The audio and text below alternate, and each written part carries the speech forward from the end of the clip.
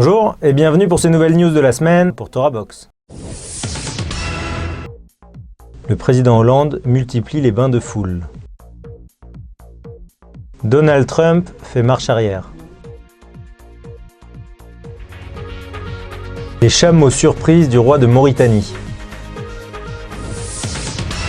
Alors François Hollande est en pré-campagne, dirons-nous. C'est qu'il passe des moments très difficiles, le président de la République, le président le moins apprécié de l'histoire de la Ve République, le chômage qui est à nouveau en hausse, donc il était enfin sous la barre des 10%, toujours en droite ligne avec les engagements du président de faire véritablement baisser le chômage.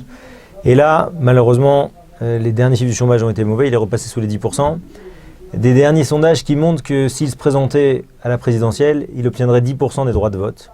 Et malgré tout, on a une leçon extraordinaire à apprendre de cet homme, c'est le goût du moment présent. C'est que là, cette semaine, il a commencé à multiplier les rencontres avec le public, avec les enfants, avec les agriculteurs, etc. Donc il est en pré-campagne. Alors, quel lien avec notre paracha ? Notre paracha, elle explique qu'Abraham Avinu, il a perdu sa femme et qu'il voulait impérativement l'enterrer dans la Maharat Marpella. Pourquoi ? Parce que le Midrash explique qu'au moment où il a couru après le bélier qui voulait sacrifier à la place d'Yitzhak, le bélier est rentré dans une grotte qui était l'entrée de cette grotte de la Maharat Marpella et que là-bas il a senti Réar Gan Eden, le parfum du jardin d'Éden. Et donc il s'est dit que c'est impérativement là-bas, d'accord, dans cet endroit qui serait finalement le lien entre le monde d'en haut et le monde d'en bas, Olam Hazé, Olam Haba, il fallait qu'il enterre sa femme. Et donc, là-bas, il a vu, que Chava et Adam étaient déjà enterrés là-bas. Adam et Ève étaient déjà enterrés là-bas. Alors maintenant, qu'est-ce qui se passe ? On assiste à une négociation avec Ephron Achiti autour du prix, parce que c'est lui le propriétaire de cette grotte. Et il dit, écoute, prends-la, fais-moi plaisir. Et finalement, il annonce, en fin de parcours, qu'il est prêt à lui donner pour 400 centeniers. D'accord ? 400, le Talmud dans Bava Metzia explique que c'est 100 fois le prix. Donc tout le monde pose la question, si Maaseh Avot Siman Labanim, c'est-à-dire qu'on prend exemple des actions de nos pères, eh bien là on a une question colossale sur Abraham. Comment ? Alors, dès qu'on serait en période de tristesse, en période compliquée, on serait prêt à se faire arnaquer sans aucun problème, eh bien le message il est beaucoup plus fort que ça. Le message d'Abraham Avinu, c'est qu'il y a des moments dans la vie qu'il ne faut pas rater. Et malheureusement, l'enterrement de sa femme en fait partie. Et donc, soit l'enterrement de sa femme, ça devient une pâle négociation sur le prix de l'endroit, ou bien l'enterrement de sa femme, il le parasite avec rien d'autre. Et en fait, Abraham Avinu nous dit, écoutez, dans la vie, il faut vivre le moment présent. Et le président Hollande, il a vraiment ça qu'on ne peut pas lui enlever. Il vit le moment présent, il est président visiblement encore pour quelques mois, et bien il en profite à fond. Voilà le premier enseignement qu'on pouvait apprendre de cette paracha. Alors, pour reprendre l'épisode avec Ephron Achiti, Ephron le Chitéen, eh bien, les sages nous disent, compte tenu du fait qu'il ait proposé à Abraham la grotte gratuitement et que finalement il lui a fait payer 100 fois le prix, eh bien, on dit voilà, c'est exactement ça, hein, le trait de caractère qui ne correspond en rien aux tzadikim. Les justes promettent peu et font beaucoup. Les moins justes, dirons-nous, promettent beaucoup et font peu. Et là, précisément, c'est ce qui s'est passé pour le nouveau président américain, Donald Trump, qui s'est toujours engagé durant la campagne à ne pas céder sur le dossier de la Trump University. Alors, Trump University, en 2005, Donald Trump a lancé une université pour apprendre à devenir riche dans l'immobilier. Et ça a duré de 2005 à 2010. Ça a coulé en 2010.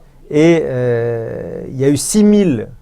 il y a eu une class action, c'est une action coordonnée, de 6000 personnes qui se sont plaints à Donald Trump, enfin qui se sont plaints et qui ont porté plainte pour une formation frauduleuse, un truc bidon, quoi. Et donc il a toujours dit que c'était faux et que jamais il transigerait là-dessus, etc. Donc là maintenant qu'il va devenir président des États-Unis, il faut impérativement nettoyer les dossiers un peu pourris. Donc la première chose qu'il a faite cette semaine, à 1 mois et quelques de son intronisation, c'est de s'entendre avec l'avocat de la partie adverse sur 25 millions de dollars pour clôturer le dossier de la Trump University. Alors, certains diront que c'est de la real politique, ça veut dire que c'est tarles, ça veut dire que c'est comme ça qu'il faut agir en politique, que finalement, ce qu'on dit à un moment, en tant que candidat, eh bien, ne peut pas nécessairement être tenu en tant que président. Eh bien, nous espérons que, en tout cas pour Israël, les grands engagements sur l'ambassade de Jérusalem, sur le maintien de la construction et l'absence de pression trop élevée sur les dirigeants israéliens, eh ben, sera tenu. Pour finir, petit clin d'œil de Mauritanie. Alors on sait que dans la paracha de la semaine, Eliezer, suite à la Akedat Yitzhak et au fait que finalement Avram a failli perdre son fils, et ben Avram a dit il faut impérativement que je lui trouve une femme, parce que sinon je n'aurais pas eu de descendant. Et du coup il envoie Eliezer, son fidèle serviteur, pour aller chercher une femme. Et Eliezer part avec des arguments économiques de poids, à savoir un contrat stipulant que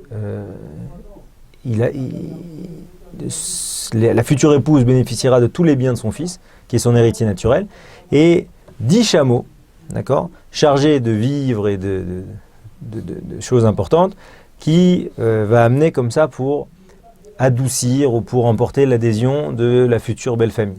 Alors, c'est assez rigolo, c'est que cette semaine, précisément, le chef d'État mauritanien, suite à des tensions assez importantes entre la Mauritanie et le Sénégal au mois de juillet, eh bien, il vient d'envoyer cette semaine une caravane de chameaux lourdement chargés. Alors, pour nous Européens, c'est un peu particulier, mais en tout cas, il y a eu une fête traditionnelle qui s'appelle la Touba. Et pour cette fête traditionnelle, eh bien, le président mauritanien a réchauffé les relations à travers cette caravane de chameaux. Alors, je sais pas, précisément, ils n'ont pas dit si on avait 10 ou pas, mais en tout cas, c'est un joli clin d'œil, c'était précisément cette semaine. Alors, ce qu'on peut apprendre de ça, pour nous, c'est l'adage « sonner matanot irie », à savoir que celui qui haïra les cadeaux vivra, à savoir que finalement, nécessairement, les cadeaux, quand on les accepte, eh ben, ils nous empêchent réellement de vivre. C'est-à-dire quoi qui nous empêche de vivre? C'est qu'ils nous empêchent d'avoir ce recul nécessaire pour prendre les bonnes décisions, pour analyser. Donc, il faut faire extrêmement attention. Alors, évidemment, il y a des cadeaux qui sont nécessaires pour créer des liens, etc. Peut-être que celui-là en fait partie. Mais en tout cas, il faut faire très attention. Puisque, comme on voit dans la paracha, Lavan, donc le frère de Rivka, était prêt à tout pour justement emporter ce petit trésor. Donc là, il faut faire extrêmement attention quand on prend un cadeau, à voir jusqu'où ce cadeau, il a l'impact sur moi d'un shochad, ça veut dire d'un présent corrupteur, qui pourrait modifier mon point de vue plus ou moins durablement. Et ça, c'est extrêmement, il faut faire extrêmement attention à ça. Voilà, on souhaite un bon Shabbat. On souhaite que, comme dans la paracha, tous ceux qui sont encore en recherche de leur âme sœur la trouvent aussi facilement que Eliezer a trouvé Rivka pour Yitzhak. Shabbat Shalom.